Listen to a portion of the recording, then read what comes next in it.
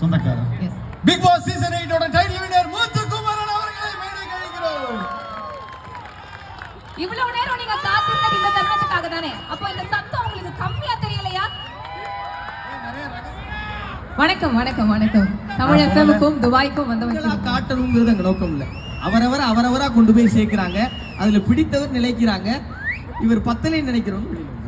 Very nice very nice. நீங்க வந்து win பண்ணதுக்கு முழுக்க காரணமா நான் என்ன பாக்குறேன்னா உங்களோட ஒரிஜினாலிட்டி தான். இல்ல இவங்களா இருந்தீங்க. கண்டிப்பா கண்டிப்பா கண்டிப்பா அவங்க ஓட்டு போடலனா கண்டிப்பா நடந்திருக்காது தான். இப்போ உள்ள நீங்க நானும் எங்க அம்மா அப்பா எல்லாரும் நம்புறோம். ஒரு நாள் வீட்டுக்கு போனேன். ஏன்னா பிக் பாஸ் அப்படிங்கிற ஒரு பெரிய நிகழ்ச்சியில நான் எங்க ஃபாதர் ஒருத்தரை பார்த்திருந்தேன். நான் வந்து பாதிரியார்கள் நடத்துகிற ஒரு பள்ளியில படித்தேன். அவர் ஜெர்மனில இருந்து 2 பேரை கூட்டு வந்தார். அவங்களுக்கு இங்கிலீஷே தெரியாது, அவங்களுக்கு வந்து ஜெர்மன் மட்டும் தான் தெரியும். எங்க ஃபாதர் வந்து he is the title winner of Bigg Boss னு அவங்க கங்க்ராட்ஸ் பண்றாங்க. பிக் பாஸ் நிகழ்ச்சி உலகம் முழுவதும் எல்லாருக்கும் தெரிஞ்சிருக்கு. அப்படி ஒரு நிகழ்ச்சியில முத்துக்குமரன்ங்கிற ஒரு பையன் ஜெயிச்சான்னா அதுக்கு இவ்வளவு பேருடைய பங்களிப்பு இருக்கு. ஏன்னா நான் ஓட்டப்பந்தயத்தில் ஜெயிக்கல, எல்லாரும் ஓட்டு போட்டு ஜெயிச்சிருக்கேங்கிறப்ப எல்லாருக்கும் நன்றி சொல்ல வேண்டியது. எனக்கு இன்னும் 1 மாசம் ஆகும்னு நினைக்கிறேன் வீட்டுக்கு போக. ஏன்னா ஏன் இந்த நிகழ்ச்சியை ஒத்துக்கிட்டீங்கன்னு யாரோ கேட்டாங்க. இவ்வளவு பேரை நேரில் சந்திச்சு நன்றி சொல்றதுக்கு இதை விட பெரிய வாய்ப்பு எங்கே கிடைச்சிருக்கும். அதனால எல்லாருக்கும் நன்றி. ஒரு நாள் வீட்டுக்கு போனேன், போய் ஊர்ல இருக்கவங்க எல்லாம் வந்தாங்க, அவங்களுக்கு நன்றி சொல்லிட்டு மறுபடியும் கிளம்பிட்டேன். என்னால முடிஞ்ச மட்டும் எல்லாரையும் நேரில் சந்திச்சு நன்றி சொல்லணும்னு நினைக்கிறேன். அந்த வாய்ப்பை பயன்படுத்திக்கிறேன். எங்கள் வளமும் மங்காத தமிழ் என்று சங்கே முழங்கு, எங்கள் பகைவர் எங்கோ மறைந்தர், இங்குள்ள தமிழர் ஒன்றாதல் கண்டே அப்படிங்கிறது பாரதிதாசனோட வரி. இது தஞ்சாவூர் இல்ல, சிதம்பரம் இல்ல, காரைக்குடி இல்ல, அரபு நாட்டில் இவ்வளவு அன்பு தமிழர்கள் ஒன்னா கூடுறத பார்க்கிறப்ப எவ்வளவு மகிழ்ச்சியா இருக்கு. மகேந்திரன் சார் சொன்னாங்க 11,000 12,000 பேர் வந்திருக்காங்க, 12,000 தமிழர்கள் அரபு மண்ணில் இருக்காங்கிறதே ஆச்சரியம். அவங்க எல்லாம் ஒரு இடத்துக்கு வந்து போயிருக்காங்கன்னா அது எவ்வளவு பெரிய ஆச்சரியம் பாருங்களேன். ஏன் வந்தாங்கிற கேள்வி இருக்கு. ஏன் எல்லாரும் வந்தாங்க, எதுக்கு வந்தாங்க? இங்க வந்து இந்த இசையெல்லாம் கேட்டு உங்க வாழ்க்கையில பார்க்காத ஒண்ணா இல்ல, இதெல்லாம் அவங்க பார்த்துருக்காங்க. இல்ல இந்த முத்துக்குமரன் ஒரு வய போறேன் அவன் மூஞ்சியை பார்க்கறதுக்கு வாய்ப்பே கிடையாது. எதுக்கு வந்தாங்கன்னா 4 தமிழர்களை ஒன்னா பார்த்துட முடியாதாங்கிற ஏக்கத்துல வந்திருக்காங்க. இந்த மொழி இருக்குல்ல, நம்ம மொழி பேசுற ஒருத்தனை வேற மண்ணில பார்க்கிற சுகம் இருக்குல்ல, அது வேற எங்கேயுமே கிடைக்கும். ஒரு பெரிய அறிஞர் சொன்னார், இந்த உலகத்துல மிகப்பெரிய போதை என்ன? மதுவா, சூதுவா, மாதா இல்லைங்க. ஒற்ற சிந்தனையுடைய மக்கள் ஒன்று கூடுவதே இந்த உலகின் அலாதி சுகம்னு சொன்னார். நம்ம மொழி பேசுற ஒருத்தர் இந்த மாதிரி நல்லா யோசிச்சு பாருங்களேன். திடீர்னு துபாயில முதல்ல வந்து இறங்குறோம், எங்க போறோம்னு தெரியல, வழி தெரியாம தவிச்சுக்கிட்டு இருக்கோம். ஒரு டாக்ஸிக்காரர் வந்து எங்கப்பா போகணும்னு கேட்டார்னு வைங்களேன், அதை விட மகிழ்ச்சி என்ன இருந்திருந்தோம் மண்ணுல. எங்கப்பா போகணும் பெரிய கவிதையா? இந்த வார்த்தை கேட்டுட்டா வேற என்ன கிடைச்சிட போகுது? முதல்ல உங்க எல்லாருக்கும் பெரிய நன்றி. அவ்வளவு அன்பை கொடுக்குறீங்க, அவ்வளவு அன்பு. எனக்கு அப்படியே இங்க இருந்து கிளம்பி வந்து உங்க எல்லாரையும் கட்டி பிடிச்சிக்கணும் போல ஆசையா இருக்கு.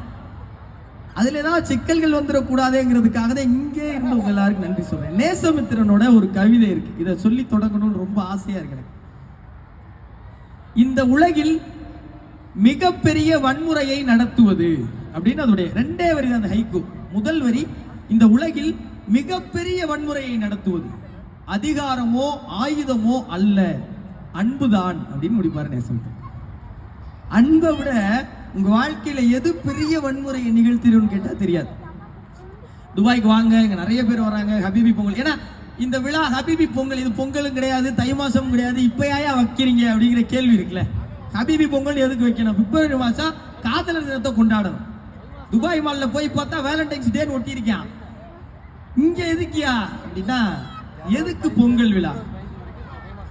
நம்ம சார் சொல்லிட்டாங்க ஏற்கனவே, பொங்கல் விழா நன்றி தெரிவிக்கிறதுக்கான விழா. வருஷம் முழுக்க நம்ம நாட்டில் தெரியும், போவோம் வருவோம் எல்லாம் செய்வோம். ஏதாவது ஒரு நாள் தேர்ந்தெடுத்து யாருக்காவது நன்றி சொல்லணுமா வேணாமா? அது ஒரு நாள்ல சொல்லக்கூடாது, 3 நாளா வகுக்கிறாங்க நம்ம முன்னோர். முதல் நாள் பொங்கல், இயற்கைக்கு நன்றி சொல்லுடாங்கிறாங்க. இன்னைக்கு நம்ம அவ்வளவு பிரிவுகள் நமக்குள்ள, மதம் அது இது என்னென்னமோ கிடக்கு. அவங்க அதெல்லாம் சொல்லல, நீ எதை வேணா கும்பிடு, கழுத இயற்கைன்னு ஒன்னா கொண்டு வார. இந்த இயற்கைக்கு முதல்ல நன்றி சொல்லு. சோறு சாப்பிடுறீல, அதை கொடுத்த சூரியனுக்கு நன்றி சொல்லு, அதை கொடுத்த மழைக்கு நன்றி சொல்லு, அதை கொடுத்த அந்த இயற்கைக்கு நன்றி சொல்லு. சரி, அதுக்கு நன்றி சொல்லாச்சு. அடுத்து யாருக்கு சொல்லணும்? 2வது நாள் மாட்டு பொங்கல். மாட்டு பொங்கல்னு அதுக்கு பேர் வச்சதுக்கு காரணம் அன்னைக்கு உழவுக்கு துணை போன சக உயிர்களா இருந்த பிராணிகளுக்கு. யோசிச்சு பாருங்களேன், மாடு மனுஷன் அப்படிலாம் நம்ம நினைச்சுக்கிட்டு இருக்கோம். மாடு மனுஷெல்லாம் கிடையாது, அது உனக்கு உதவி செஞ்சிருக்கு, அதுக்கு நன்றி சொல்றான்னு சொல்லி கொடுத்த பண்பு தமிழர்களுடைய. அப்ப மாட்டுக்கு மட்டும் தான் நன்றி சொல்லணுமானா இல்ல, பேரு தான் மாட்டு பொங்கல். உங்க சக மனிதர்கள் எல்லாருக்கும் நன்றி சொல்லணும். இது கல்யாண்ஜியோட ஒரு கவிதை. என்ன கவிதைன்னா டக்குன்னு எனக்கு ஞாபகம் வந்துருச்சு. இதை யாரு சொல்லுவாங்கன்னா பாரதி பாஸ்கர் அம்மா சொல்லுவாங்க. ரொம்ப அழகா இருக்கும். அது ஏன் அந்த உயிர்களுக்கு பிறப்புக்கும் எல்லா உயிருக்கும் வள்ளுவர் சொன்னார்ல, ஏன் அந்த மாட்டு பொங்கல் உயிருங்கிறத சொல்லிடுறேன். என் மகளை அழைத்து கொண்டு மருந்தகம் சென்றேன். மெடிக்கல் ஷாப்புக்கு போறார் ஒரு அப்பா. அவர் சொல்றார், பாட்டிக்கு என்ன மாத்திரை? குழந்தை கேட்கிறார். குழந்தை சொல்றது சுகர் டேப்லெட்ஸ். தாத்தாக்கு என்ன மாத்திரை? BP tablets.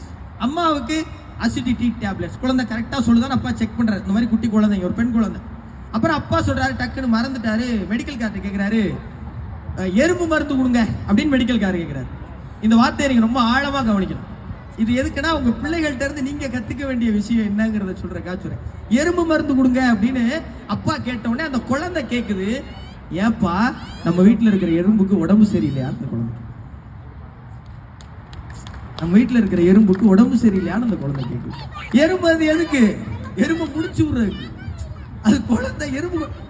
இப்ப அவர் அடுத்து எழுதுறாரு, அதன் பிறகு எறும்பு மருந்தை நானும் கேட்கவில்லை, கடைக்காரரும் கொடுக்கவில்லைன்னு எழுதின கவிதை கல்யாணம். இதுதான் முன்னோர்கள் நமக்கு சொல்லி கொடுக்குறாங்க. எல்லா உயிருக்கும் நன்றி சொல்லுங்க, அடுத்து உறவுகளுக்கு நன்றி சொல்லுங்க. அப்படி என்ன நேசிக்கிற உங்களை நேர்ல வந்து நன்றி சொல்வதற்கு ஒரு வாய்ப்பை ஏற்படுத்தி கொடுத்த எல்லோருக்கும் நன்றி, எல்லோருக்கும் நன்றி. அது நம்ம தமிழ் வானொலியா இருந்தாலும் சரி, இந்த விழாவை ஏற்பாடு செஞ்சு இதுக்காக உழைத்த, இதுக்காக நிறைய பேர் வெளியில உழைக்கிறாங்க. வேறு நாட்டிலிருந்து வந்து பாதுகாப்பு பணியில இருக்கவங்க முதற்கொண்டு எங்க ஆர்ஜேஸ்ல இருந்து எல்லாருக்கும் ஒரு பெரிய கைத்தட்டல் கொடுங்களேன் எனக்காக. ஆனா இவ்வளவு பெரிய நிகழ்வை நடத்துறதுங்கிற அவ்வளவு சாமானியம் கிடையவே கிடையாது. வீட்டுல இருக்கிற நம்மோட்டு புள்ளதான் 2 பிள்ளை பெத்து வச்சிருப்போம். அதான் 3 வயசுக்கு மேல தாக்கு பிடிக்க முடியாம பிளே ஸ்கூல்ல தள்ளி விட்டு வந்துடுறோம். ஆனா இவ்வளவு பேரை வச்சு கட்டுப்படுத்தி இவ்வளவு பேரை ஒருங்கமைக்கிறது பெரிய சிரமம். நான் உங்ககிட்ட சில முக்கியமான விஷயங்களை பகிர்ந்துக்கணும் அப்படின்னு நினைச்சேன். இங்க இருந்து போகும்போது ஏதாவது ஒரு விஷயத்தை உங்ககிட்ட கொடுத்துட்டு போகணும்னு நினைச்சேன். எனக்கு யாராவது ஏதாவது கொடுத்தாங்கன்னா திருப்பி கொடுத்தே ஆகணும், இல்லைன்னா கிறுக்கு பிடிச்சி போயிடும். அதனால நான் யார்ட்டையும் முதல்ல எதுவுமே வாங்கவே மாட்டேன், தவிர்த்துருவேன். வாங்க வேண்டிய கட்டாயம் வந்துருச்சுன்னா திருப்பி ஏதோ ஒன்று கொடுக்கணும். நீங்க ஜாக்ஸ்பியர் அவர் ஒரு படத்துல என்ன பண்ணுவாரு, நிறைய தங்கத்தை எடுத்துக்கிட்டு திருப்பி குருவிக்கு போடுற நெல்லை வச்சுட்டு போவார். எல்லாம் திரும்பி பார்ப்பாங்க, இதுதான் உன் பண்ட மாற்றமாடா அப்படின்னு கேட்பாங்க. தங்கத்துக்கும் குருவிக்கு வைக்கிற நெல் அதெல்லாம் தெரியாது, எனக்கு ஏதாவது கொடுத்தாங்க. இப்படி என்னுடைய பழக்கம். இவ்வளவு அன்பு கொடுக்குறீங்கல்ல, உங்களுக்கு என்ன கொடுக்கணும் அப்படின்னா, எனக்கு தமிழ் சொல்லி கொடுத்த சில அறத்தை உங்களுக்கு சொல்லி கொடுத்துட்டு போகணும்னு நான் விரும்புறேன். யாருக்கு? ஓன்றிருந்து நாங்க கத்துக்கணுமாடா, நீ அவ்வளவு பெரிய ஆளாடா அப்படின்னு நீங்க நினைக்கலாம். தப்பே கிடையாது, அது உண்மைதான். உங்கள் வீட்டில் இருக்கிற அடுத்த தலைமுறைக்கு நீங்க சொல்லிக் கொடுக்க வேண்டிய சில முக்கியமான விஷயங்கள் என்கிட்ட இருக்கு. சார் ரொம்ப நேரம் பேசிடுவேன் ஆர்வத்துல. ஒருவேளை நேரம் அதிகமாயிடுச்சா நீங்க லேசா கை விடுங்க, நான் புரிஞ்சுக்கிறேன்.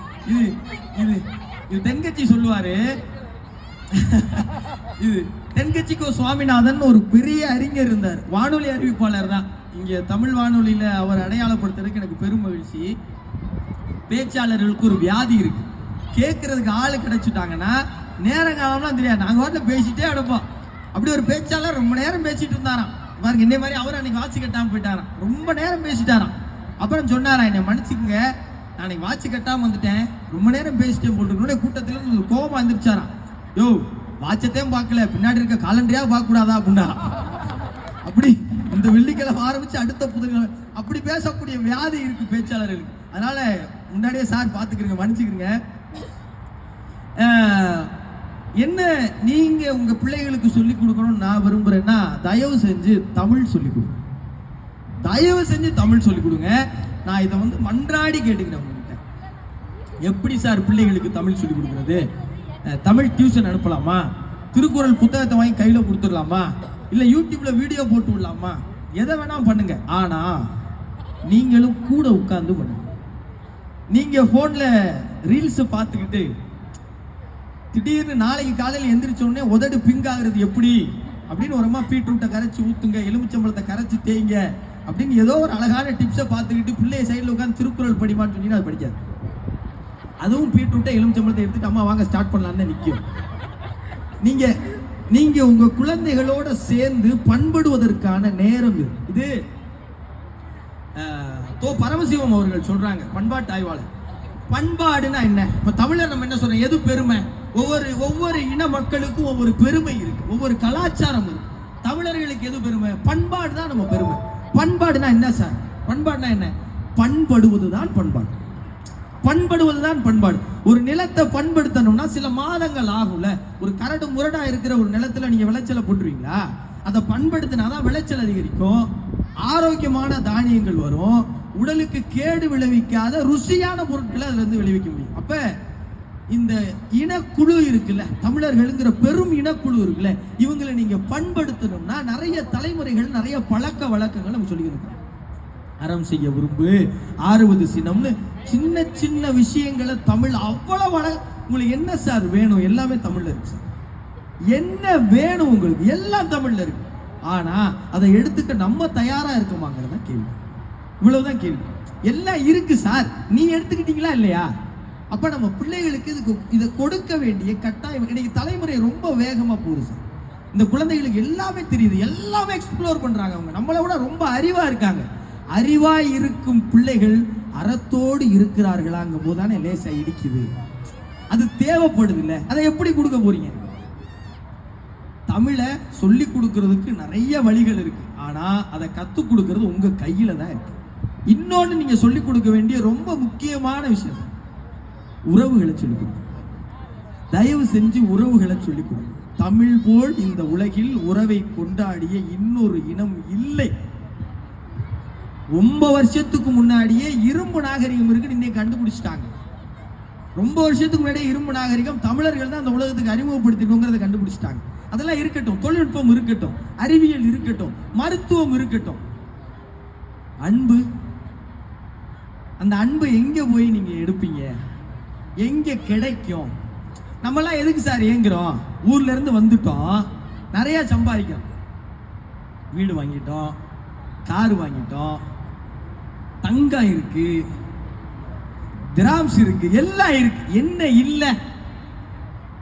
ஒரு நாள் திருவிழாக்கு போய் நம்ம வீட்டில் நம்ம நண்பர்களோட தரையில உட்கார்ந்து இலை போட்டு சாப்பிட முடியும். ஏன் யாராவது இலை போட்டு சாப்பிட்டா அந்த ரீல்ஸுக்கு லைக் போடுறோம்? நம்மளால இங்க இருக்க முடியலைங்கிற ஏக்கம் தானே, நம்மளால இங்க போக முடியலையேங்கிற ஒரு விரக்தி தானே. அப்ப இந்த உறவு முறைகளை நீங்க அடுத்த தலைமுறைக்கு சொல்லிக் கொடுக்க வேண்டிய கட்டாயம் இங்க மிக நிச்சயமா இருக்கு. இன்னைக்கு குழந்தைகள் அம்மாவை மம்மின்னு கூப்பிடுறதுல எனக்கு ரொம்ப வருத்தம் சார். எனக்கு ரொம்ப ரொம்ப வருத்தம். அது கூப்பிட்டு போட்டுமேப்பா, என்னப்பா அம்மாவை அம்மானு கூப்பிடலைன்னா அது அம்மாவே இல்லையோன்னு எனக்கு தோணும். உங்களுக்கு எப்படி எனக்கு தெரியல. அம்மாவுடைய முக்கியத்துவம் என்ன? ஏன் அம்மாவை பத்தி பிள்ளைகள் சொல்லிக் கொடுக்கணும்? நான் எல்லா இடத்துலையும் சொல்றேன். போய் நாமுத்துக்குமார் அணிலாடு மூன்றில் ஒரு புத்தகம் எழுதியிருக்காரு. நாமுத்துக்குமார் யாருக்கெல்லாம் பிடிக்கும்? ஒரு தடவை நாமுத்துக்குமாரனுக்காக ஒரு நல்ல கைதட்டல் கொடுங்க. இங்க வெளிச்சம் ரொம்ப அதிகமா இருக்கு, கண்ணில் படுது. நீங்களா உட்கார்ந்துருக்கீங்களா, எந்திரிச்சு போயிருக்கீங்களா? வெள்ளை கலர் ஹூடி போட்டு ஒரு அண்ணன் உட்கார்ந்துருக்காரா இல்ல வெறிஞ்சாரான்னு எனக்கு தெரியல. நான் குத்து மதிப்பா தான் பேசிக்கிட்டு இருக்கேன். அதனால அப்பப்போ கைதட்டினீங்கன்னா ஒரு கணிப்புல நான் வாட்டில் பேசுறேன். நன்றி. எனக்கு கைதட்ட நாமுத்துக்குமார் வரும்போது மட்டும் கைதட்டிக்கிறேன். நாமுத்துக்குமாரோடைய அணிலாடு மூன்றில் புத்தகத்தை வாங்கி நீங்கள் வாசிங்க. பக்கத்தில் உட்கார வச்சு உங்க பிள்ளைகளையும் வாசிக்க வைங்க. அதுல அம்மானா என்ன, அப்பானா என்ன, மாமா யாரு, அத்தை யாரு, ஆயா யாரு, பெரியப்பா யாரு, சித்தி யாரு, தாத்தா யாரு, பாட்டி யாரு, பங்காளி யாரு, இதெல்லாம் அக்கா தங்கச்சி அண்ணன் தம்பி எல்லாம் எழுதியிருப்பேன். அம்மான்னு சொல்லும் போது எனக்கு வைரமுத்தவர்களுடைய ஒரு கவிதை வந்து, முதலாய் அம்மாவுக்கு நிறைய பாட்டு எழுதி பிரபலமாகி பெரும்புகளை அடைஞ்சதுக்கு அப்புறம் அதை எழுதுறாரு. முதலாய் அம்மாவுக்கு. அதுக்கு முன்னாடி அம்மா பத்தி எழுதவே இல்லை. ஏங்கிற காரணம் சொல்லுவார். பெரிய கவிதை, நான் முக்கியமான பகுதிகளை மட்டும் எடுத்து உங்களுக்கு வைக்கிறேன். முதலாய் அம்மாவுக்கு அப்படின்னு ஆரம்பிப்பார். நடுவில் இப்படி வரும், கண்ணு காது மூக்கோட கருப்பா ஒரு பிண்டம், இடப்பக்கம் கிடக்கையில என்னென்ன நினைச்சிருப்பேன். பிறந்த உடனே ஏதாவது தெரியுமா நம்ம யாரு இவன் என்ன செய்வேன், கண்ணு காது மூக்கோட கருப்பா ஒரு பிண்டம் இடப்பக்கம் கிடக்கையில என்னென்ன நினைச்சிருப்பேன். கத்தி எடுப்பவனோ, களவாட பிறந்தவனோ, ஊரையாள வந்திருக்கும் தாசில்தாரி வந்தானோ, இந்த விவரங்கள் ஏதொன்னும் தெரியாம நெஞ்சூட்டி வளர்த்த உன்ன நினைச்சா அழுக வரும். அதானே அம்மா. நீங்க என்ன செஞ்சீங்க பிறந்தோடனே? உங்க அம்மாவுக்கு என்ன செஞ்சீங்க? நீங்க நல்லா வளருவீங்களா, பெரிய ஆள் ஆவீங்களா, உங்க அம்மாவை கடைசி நேரத்தில் வச்சு காப்பாத்துவீங்களா, இல்ல இருக்கிற சொத்தையும் எழுதி வாங்கிக்கிட்டு இல்லத்துல சேர்த்து விட்டுருவீங்களா, இல்ல கண்டுக்காம ஏர்போர்ட்ல விட்டுருவீங்களா? இப்படி எந்த கேள்விக்கும் பதில் கிடையாது. ஆனா இந்த விவரங்கள் ஏதொன்னும் தெரியாம நெஞ்சூட்டி வளர்த்த ஒன்ன நினைச்சா அழுகுவர். அம்மானு வரும்போதே அது கூட இணைஞ்சிடுறது என்ன, நான் தொடக்கத்துல சோறு தான் எல்லாம். அம்மாவுடைய உலகத்துல நீங்க எந்த ஸ்டார் ஹோட்டல் போங்க, எந்த கான்டினென்டல் டிஷ்ஷை போய் நீங்க டேஸ்ட் பண்ணுங்க, என்ன வேணா பண்ணுங்க சார், அம்மா கையில உருட்டி கொடுத்த அந்த உருண்டை சோறுக்கு ஏதாவது நிக்குமா? ஏதாவது அதுக்கு இணையா இருக்கா? எதுவுமே கிடையாது. அவர் சொல்லுவார் சார், கதக்கதன்னு களி கிண்டி களிக்குள்ள குழி வெட்டி நல்லெண்ணெய் கருப்பட்டி கலந்து தருவாயே, தொண்டையில அது இறங்கும் இளமான சூடு மண்டையில இன்னும் மசமசன்னு நிக்குதம்மா. வைரமுத்து கடைசியாது. கதக்கதன்னு களிக்கிண்டி களிக்குள்ள குழி வெட்டி நல்லெண்ணெய் கருப்பட்டி கலந்து தருவாயே, தொண்டையில அது இறங்கும் சுகமான இளஞ்சூடு மண்டையில இன்னும் மசமசன்னு நிக்குதம்மா. களிதான் சார், அது பெரிய காண்டினல் டிஷ் தான் கிடையாது, வெறும் களி. கொத்தமல்லி வறுத்து வச்சு, குறுமிளகா 2 வச்சு, சீரகமும் சிறுமிளகும் சேர்த்து வச்சு, நீர் தெளிச்சு கும்மி அரைச்சு கொழன்னு வலிக்கையில அம்மி மணக்கு அடுத்ததொரு மணக்கு. உண்மையில இன்னைக்கெல்லாம் கருவாட்டு குழம்பு வச்சா பக்கத்து தெருக்கு வாடை வருமா. இன்னைக்கு யார் வீட்டுக்குலாம் போய் என்ன திடீர்னு எலி செத்த வாடை வருது, ஒண்ணு இல்லை சார், எங்க வீட்டு பிரிச்சுதான் மூடு, நான் போயிருக்கேன், கவலைப்படாதீங்க. அன்னைக்கு குழம்பு வச்சா மணக்கு. திட்டிக்கிட்டே சமைச்சாலும் இங்க ஒரு வீட்டுக்காரர் கை தட்டுறாரு, அவங்க மனைவி கையை பிடிச்சி மணக்கிறாங்க, சும்மா இருங்க. ஏன்னா 3 சட்னி அப்பலாம், மிளகா சட்னி, தேங்காய் சட்னி, தக்காளி சட்னி, இப்ப இன்னைக்கு வச்சது, நேத்து வச்சது, முந்தா நேத்து வச்சது, வேற வழி கிடையாது. அவங்களுக்கும் பணிச்சூழல், அவங்களுக்கு குறை சொல்ல முடியாதுன்னு வைங்களேன். தித்திக்க சமைச்சாலும் திட்டிக்கிட்டே சமைச்சாலும் கத்திரிக்காய் நெய் வடியும், கருவாடு தேன் ஒழுகும், கோழி குழம்பு மேல மிதக்கும், தேங்காய் சில்லுக்கு தேகமெல்லாம் எச்சி ஊறும். சொல்லும்போது நமக்கு எச்சி ஊறுது பாருங்க. இதுதான் அம்மா. இப்ப இந்த இதை நீங்க பிள்ளைகளுக்கு அறிமுகப்படுத்தினாதான், இதை பிள்ளைகளுக்கு வாசிக்க சொன்னாதான் களினா என்னன்னு அந்த பிள்ளை கேட்கும். நீங்க வெறுமனே எடுத்துட்டு போய் ராகி சாப்பிடு குழந்தை, நூடுல்ஸ் வேணாம், ராகி ரொம்ப நல்லதுன்னீங்கன்னா அதுக்கு பிடிக்குமா? கதகதன்னு களிக்கிண்டி களிக்குள்ள குறிவெட்டி நல்லெண்ணெய் கருப்பட்டி கலந்து தருவாயே, தொண்டையில அது இறங்கும் சுகமான இளஞ்சூடு மண்டையில என்ன மச நீங்க அந்த பிள்ளைக்கு மண்டையில களி சாப்பிடணும்னு ஆசை அன்னைக்கு நைட்டு வரும்ல. இப்படி கொண்டு போய் சேருங்க சார் ஆரோக்கியத்தையும் அறத்தையும் தமிழையும். ஏன் அணிலாடு 3 இருந்தா இதை நான் எடுத்துக்காட்டேன். ஆண்களுக்கு ஒரு பெரிய சிக்கல் இருக்கு சார். நமக்கும் அப்பாவுக்குமான அந்த அன்பு இருக்குல்ல, அது 5 வயசோட அப்பீட் ஆயிரும். அதுக்கப்புறம் அந்த மனுஷனை நம்ம எங்கதான் அன்பா பேசிடலாம் நினைச்சாலும் முடியாது. எங்க ஒரு இடத்துல நம்ம முறைப்போம், அவர் முறைப்பாரு, நம்ம முறைப்போம், அவர் முறைப்பாரு. மனைவி கிட்ட கூட சண்டை போட்டு திருப்பி கூடிடுவோம். அந்த சண்டை போடும்போது ஒரு ஈகோ கிளாஸ் இருக்கும்ல, அது அப்பாவுக்கும் ஆம்பளை பிள்ளைகளுக்கும் கடைசி வரைக்கும் இருக்கும். எங்கேயோ ஒரு இடத்துல நம்ம அப்பா நம்மளை பார்த்துக்கிட்டதுக்கு நன்றி கடனா நம்ம ஒரு இடத்துல கூட அப்பா பார்த்துக்கலையே நினைக்கும் போது அப்பா இருக்க மாட்டார். அப்பா இருக்க மாட்டார். அப்பாவுடைய படத்தை பார்த்தே அப்பாவுக்கு நன்றி சொல்லுகிற ஆண்மகன்கள் தான் அந்த உலகத்தில் அதிகம். இந்த நாமத்துக்குமார் எழுதுவாரு, அப்பா நான் சைக்கிள் ஓட்டும் போது நீங்க என்னை பின்னாடி பிடிச்சிக்கிட்டே வருவீங்க, திடீர்னு ஒரு கட்டத்தில் விட்டுருவீங்க. நான் நீங்க பிடிச்சிருக்கீங்கிற நம்பிக்கையில தான் அந்த சைக்கிளை ஓட்டிக்கிட்டே போவேன். இன்னைக்கு வரைக்கும் என் வாழ்க்கையின் சைக்கிள் நீங்கள் பிடித்துக் கொண்டிருக்கிறீர்கள் என்ற தைரியத்தில் தான் ஓடிக்கொண்டிருக்கிறது. நாமத்துக்குமார் அவர் நண்பர்களோட காஞ்சிபுரத்துல இருந்து மகாபலிபுரம் வராங்க, ஒரு 60 கிலோமீட்டர். வீட்டில் விடலை. ஆனா நாமத்துக்குமார் அப்பா என்ன சொல்றாரு, சைக்கிள் எடுத்துட்டு போடான்ற, சைக்கிள் தானே இப்ப, சைக்கிள் எடுத்துட்டு போடானி அப்படின்ற. நண்பர்களோட வந்தாச்சு, 60 கிலோமீட்டர் வந்தாச்சு. வந்து மகாபலிபுரம் கடற்கரையை பார்த்து நண்பர்களோட ரசிச்சிட்டு இருக்காரு. திரும்பி பார்த்தா திடீர்னு அப்பா வந்துட்டார். அப்பா நீங்க எப்படி வந்தீங்க? இல்லடா அவனை அனுப்பிச்சிட்டு மனசு ஒரு மாதிரி சரியில்லை, நீ வா அப்படின்னு சொல்லி போகும்போது நாமத்துக்குமாரோட அப்பா ஓட்டுறாரு. நாமத்துக்குமார் பின்னாடி உட்கார்ந்துக்கிறார். உட்கார வச்சு மறுபடியும் மகாபலிபுரத்துல இருந்து காஞ்சிபுரத்துக்கு வந்துட்டாங்க. இப்ப இந்த வழி நெடுக அவங்க நண்பர்கள் கூட பேசிக்கிட்டே வர்றாரு. நாமத்துக்குமாரோடைய அப்பா, நாமத்துக்குமார் எல்லாம் நல்லா பேசிட்டே வர்றாங்க. அப்பா தவறுனதுக்கு அப்புறம் அவருடைய அஸ்திய மகாபலிபுரம் கடல்ல தான் கரைக்கிறாரு நாம. அப்ப எழுதுறாரு, அப்பா அன்று நான் கடந்து வந்த பாதை என் வாழ்வில் நான் கடக்கவே முடியாத பாதை அப்படின்னு. அவர் இறந்த உடனே போய் இந்த வீட்டில் அவங்களோட பழசெல்லாம் எடுத்து பார்ப்போம்ல. அப்போ இந்த மச்சில் இருக்கிற ட்ரங்கு பெட்டி இறக்குறாங்க. அப்பாவோட டைரி கிடைக்குது. இந்த டைரிகள் எழுதப்படுவதே என்னைக்காவது எவனாவது ஒருத்தர் வாசிக்கணும் தானே. அப்போ அதை எடுத்துட்டு 1975 நாமத்துக்குமார் பிறந்த வருஷம், பிறந்த தேதியில் நாமத்துக்குமார் அப்பா என்ன எழுதியிருக்காருன்னு வேகமாக புரட்டி பார்க்குறாரு. நாமத்துக்குமார் டைரியில் வேற எந்த பக்கத்தையும் தேடலை. அவர் பிறந்த தேதியில் அப்பா என்ன எழுதியிருக்காரு கடை தேடுறாரு. என்ன நாமத்துக்குமார் அப்பா சாய்ந்த எழுத்துக்களில் 2 வரிகளை எழுதியிருந்தீர்கள். இந்த உலகின் 2வது அறிவாளி பிறந்து விட்டான் அப்படின்னு எழுதியிருக்காரு. பிறந்த தேதியில சார். இதுதானே அம்மாவும். கண்ணு காது மூக்கோட கருப்பா ஒரு குண்டா இடப்பக்கம் கிடைக்கையில என்ன நினைச்சிருப்ப, கத்தி எடுப்பவனோ களவாட பிறந்தவனோ ஊரையால வந்திருக்கும் தாசில்தார் இவன் தானோ, இந்த விவரங்கள் ஏதொன்னும் தெரியாம நெஞ்சூட்டி வளர்த்தவன நினைச்ச ஆளுக ஒரு அம்மா. இந்த உலகின் 2வது அறிவாளி பிறந்து விட்டான். பிறந்த உடனே ஒரு நம்பிக்கை யாரு சார் உங்க மேல? அப்பதானே பாரு அதை எழுதியிருக்காரு. நான் அதை எழுதிட்டு இதை எழுதி கொண்டிருக்க போது இந்த உலகின் 3வது அறிவாளி என் விரலை பிடித்து இழுத்து கொண்டிருக்கிறான். யாரு? நாமத்துக்குமாரோடைய பையன் ஆதவன் கூட்டிட்டு இருக்கான். இதுதான் நாமத்துக்குமாரோட டச். இதை உங்க பிள்ளைகளுக்கு நீங்க கடத்தணும். இதை நீங்க வாசிக்க, இந்த உறவின் பெருமைகளை சொல்லணும். அப்பதான் அப்பானா யாரு, ஐபோன் வாங்கி கொடுப்பதற்கான ஏடிஎம் மிஷின் தான் அப்பாங்கிற மனநிலையிலிருந்து பிள்ளைகள் மாறுவாங்க.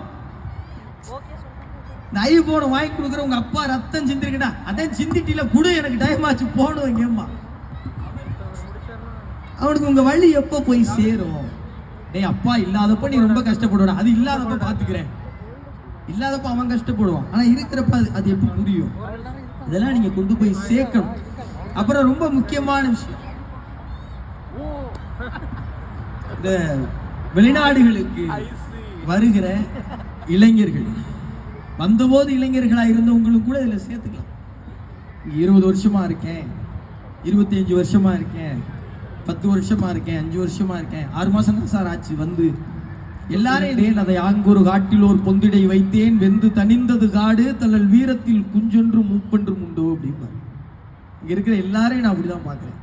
ஊர்ல இருந்து எல்லாருக்கும் ஒரே இலக்கு தானே, திரைகடல் ஓடியும் திரவியம் தேடு. சார் உண்மையிலே வாழ்க்கையில பணம் தான் சார் முக்கியம். யாரெல்லாம் ஒத்துக்கிறீங்க? கைதட்டுங்க. எல்லா பிரச்சனைகளுக்கும் பணம் தீர்வு அல்ல. ஆனால் பணம் இருந்தால் அந்த பிரச்சனைகளுக்கான தீர்வை எங்கேனும் தேடிக்கொள்ள வாய்ப்பு இருக்கிறது. கரெக்ட் தானே? எல்லாரும் ஏதோ ஒரு பொருளாதார தேவைக்காக தானே ஓடி வந்திருக்கோம். அதுக்கப்புறம் இலக்கை நோக்கி ஓடுறோம், அதெல்லாம் வேற. எல்லாரும் ஒண்ணுதான். எல்லாரும் இங்க வந்து எவ்வளவு இழந்திருக்கோம், எவ்வளவு இழந்திருக்கோம். நான் கேட்கிற கேள்விக்கு ரொம்ப நியாயமா நேர்மையா மனசுல பாரத்தை யார் என்ன நினைப்பாங்கிற கூச்சத்தெல்லாம் விளக்கிட்டு பதில் சொல்லுங்க. யாரெல்லாம் இந்த வெளிநாட்டு வாழ்க்கையில உங்க காதலை இழந்திருக்கீங்க? கை தூக்குங்க. யாரெல்லாம் இழந்திருக்கீங்க? நிறைய பேரால தூக்க முடியல, நிறைய பேர் தூக்கி. எல்லாருக்கும் நல்ல கேட்டுக்கணும் சார், நல்ல கேட்டுக்கணும், நல்ல கேட்டுக்கணும். உண்மையிலே நீங்க எல்லாருமே தியாகிகள் தான். உண்மையிலே நீங்க எல்லாருமே தியாகிகள் தான் சார். தெரியும் நம்ம ஊருக்கு வந்துட்டோம்னா அந்த பிள்ளைய பிடிச்சா இருக்கா கட்டி வச்சிருவாங்க. தெரியும் நம்ம இங்க வந்துட்டோம், குடும்பத்துக்காக சம்பாதிக்கிறோம். நம்ம நேசிச்ச பையன் வீட்டுல வெளிநாட்டுக்கு போய் வேலை செய்கிற பொண்ணை ஒத்துக்க மாட்டாங்க. வெளிநாட்டுல குடியிருக்கிற ஒரு குடும்பத்தோட சம்பந்தம் வச்சுக்க மாட்டாங்க.